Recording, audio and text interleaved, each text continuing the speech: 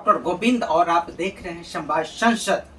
देश में NEET paper leak हुआ है और इससे देश में जो पॉलिटिकल एक्टिविस्ट है उसने बहुत बड़ी आलोचना की है।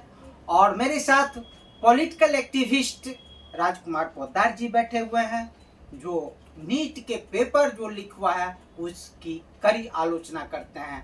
राजकुमार जी बताइए, देश में नीट पेपर लीक हुआ है, आप क्या कहना चाहते हैं? ये बहुत दुख की बात है इस देश में। अगर मान लेते हैं पेपर लीक हुआ, लाखों बच्चे के भविष्य का सवाल था। आज बच्चे मान लेते हैं सुसाइड कर रहे हैं।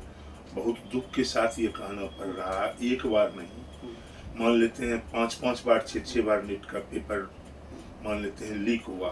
बच्चे इतना मेहनत से पढ़ते हैं, एग्जाम देने के लिए जाते हैं, बच्चे के अभिभावक का उतना पैसा खर्चा होता है।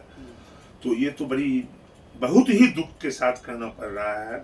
जो और ये देश का जो ये बेरोजगार बच्चा जो नीट का पेपर दिया और वो पेपर ना देने के कारण आज वो बेरोजगारी के कगार पे जा रहा है, ये देश में बहुत बड़ा आंदोलन का रूप लेगा।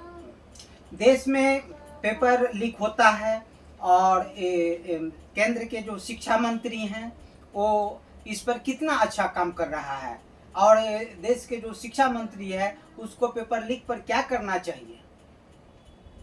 देश के पेपर जो लीक हो रहा है उस पे मान लेते हैं देश के जो शिक्षा मंत्री हैं, उन शिक्षा मंत्री को जो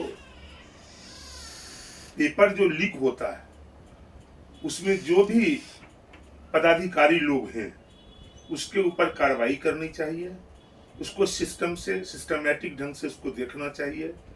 और पेपर अगर लीक हो रहा है तो बच्चे के लाइफ का सवाल है, इस पे विचार करना चाहिए उनको। तो ये बहुत दुख की बात है। शिक्षा मंत्री तो कह रहे हैं हम सीबीआई जांच करा रहे हैं। सीबीआई जांच करने से क्या बच्चे का भविष्य एक बार थोड़े हुआ है, ये तो 5वां बार है। बार बार पेपर लीक हो रहा है, बच्चे उतना मेहनत से पढ़ के आते हैं और मान लेते हैं उसका लाइफ मान लेते हैं अब बेकार कर रहे हैं। तो ये तो बड़ी दुख की बात है। ये सीबीआई जांच का क्या है, ये फिर ठंडे बस्ते में डल जाएगा। क्या आप मानते हैं कि इस तरह के जो पेपर लीक एक तरह से भ्रष्टाचार मानिए या घोटाला मानिए, क्या इसमें सरकार सम्मिलित है? सम्मिलित तो सरकार है ही।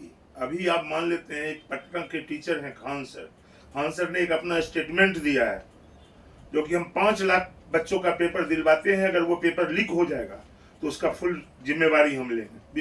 बीच चौराहे पे जो दंड देना होगा वो दे दीजिएगा मुझे। तो इस व्यवस्था के अंतर्गत खान सर ऐसे आदमी को लेना चाहिए जो कि इस देश के शिक्षा को इतना बड़ा अनुदान के रूप में देते हैं, लेकर के कम पैसों में बच्चों को पढ़ाते हैं वो।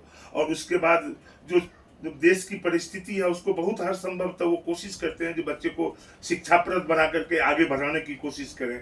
ये तो इसके लिए हम लोग खान सर का बहुत बड़ा मतलब शुक्रगुजार हैं। और रही बात जो परिस्थिति अभी नीट पेपर के लेकर के हो रहा है, इस पे सरकार को पुनः विचार करना चाहिए और इसको जल्दी से जल्दी एग्जाम दे करके बच्चे का लाइफ के लिए सोचना चाहिए, उसकी जिंदगी के लिए।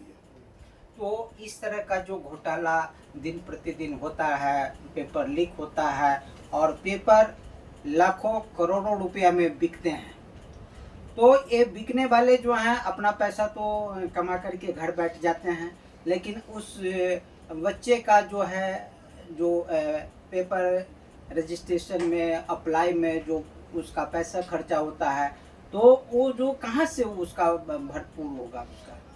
ये बच्चे के भविष्य का सवाल है और उसके गार्जियन, उसका जो पेरेंट्स है वो कितना कष्ट कर करके बच्चे को पढ़ाते हैं, उनकी परिस्थिति क्या होती होगी। बच्चे के पेरेंट्स की परिस्थिति के साथ साथ बच्चे का परिस्थिति क्या हो रहा है हम तो आपको बता ही रहे हैं ना। सुसाइड के कगार पे हैं, बहुत से लड़के सुसाइड कर लिए हैं और ये एक जन आंदोलन हो जाएगा इस देश में, बहुत बड़ा आंदोलन होगा। जो पेपर लीक हो रहा है ये बहुत बड़ा आंदोलन होगा और आंदोलन का रूप पकड़ते जा रहा है ये। तो आंदोलन में आप लोगों की क्या भूमिका होगा? अरे हम लोग बिहार की धरती से हैं। बिहार के लोग अगर मैदान में उतरते हैं ना तो इतिहास बदल देते हैं। हम जेपी आंदोलन के धरती पर से आए हैं, हम लोग उस धरती से बिलोंग करते हैं, ऐसा नहीं है। अगर आंदोलन होगा तो उस आंदोलन में बढ़ चढ़ के भागीदारी लेंगे हम लोग। और इसका विरोध करेंगे, सरकार का विरोध करेंगे, सत्ता से सवाल किया जाएगा जैसा क्यों हो रहा है बार बार। राजकुमार जी, एक तरफ शिक्षा बिक रहा है, दूसरी तरफ शिक्षा अब उसको शिक्षा को ब्लैकमेल कर रहा है। मान लीजिए कि बच्चे नहीं पढ़ पाते हैं, कौन बच्चा पेपर लीक का फायदा किसको होगा? जिसके पास पैसा होगा वो पैसा के बदौलत आंसर शीट खरीद लेते हैं और वो क्या कहते हैं एमबीबीएस क्वालिफाई करते हैं, फिर उसको एमबीबीएस मेडिकल कॉलेज में एडमिशन होता है। लेकिन जो गरीब का बच्चा है, जो जीवन भर संघर्ष किया है और इतनी मेहनत करने के बावजूद भी वो डॉक्टर नहीं बन पाता है, जबकि आज का जो ये पैसे के युग में लोग पैसा के बल पर, योग्यता के बल पर नहीं, पैसे के बल पर डॉक्टर बन रहे हैं और इस तरह का घोटाला होता है। देश की व्यवस्था इसीलिए चरमरा रही है। आज इस देश के अंदर में जो परिस्थिति है, आप ये नीट का एग्जाम ले लो, नीट के एग्जाम के अलावा और भी बहुत एग्जाम ऐसे हैं जो कि मान लेते हैं लीक होने के कारण पेपर रद्द हो जाता है। और ये व्यवस्था, ये जो सिस्टम है ना, इस सिस्टम का जो लचीलापन व्यवहार है, जिसके कारण देश की स्थिति ये होते जा रही है। आज जो मैं कह रहा हूँ देश आंदोलन के कगार पे पहुंचते जा रहा है, उसका मेन कारण यही है। क्या आप विश्वविद्यालय में जा करके छात्र जो हैं उनको आंदोलन के लिए आप प्रोत्साहित करेंगे?